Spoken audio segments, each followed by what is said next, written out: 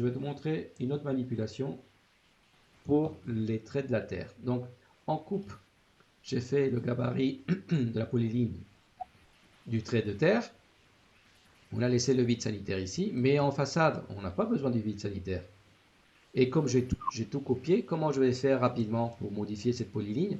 Je clique sur la polyligne et je vais tout simplement me mettre par-dessus la poignée et je vais faire supprimer le sommet. Je vais le faire un par un, supprimer le sommet, D'accord. supprimer le sommet, supprimer le sommet, supprimer le sommet, supprimer le sommet. Ah, en fait, ouais, je comprends. Je vois ce que c'est. En fait, j'ai mal pris la polyligne. J'ai pris la polyligne. Ce qu'il faut prendre, c'est l'hachure.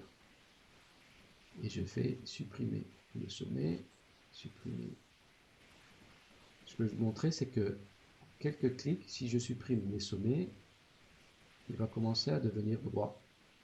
Voilà. Tu vois? Ok. Je supprime les sommets de l'hachure.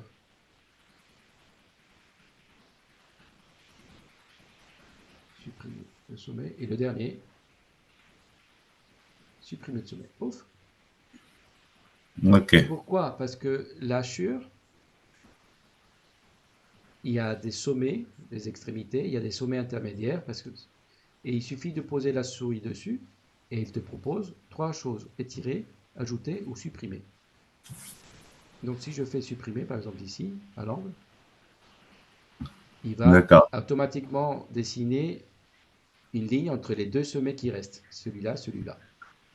Et on peut recréer un point là dans la ligne Oui, que tu as. par exemple Ouais. ici, là, je vais créer un creux n'importe où, donc je me mets dans le sommet, je vais faire ajouter un sommet, donc peut-être que D'accord. je vais faire, je vais supprimer automode, je vais faire comme ça, je vais Ok. créer un deuxième, ajouter un sommet, donc je vais me faire comme ça, D'accord.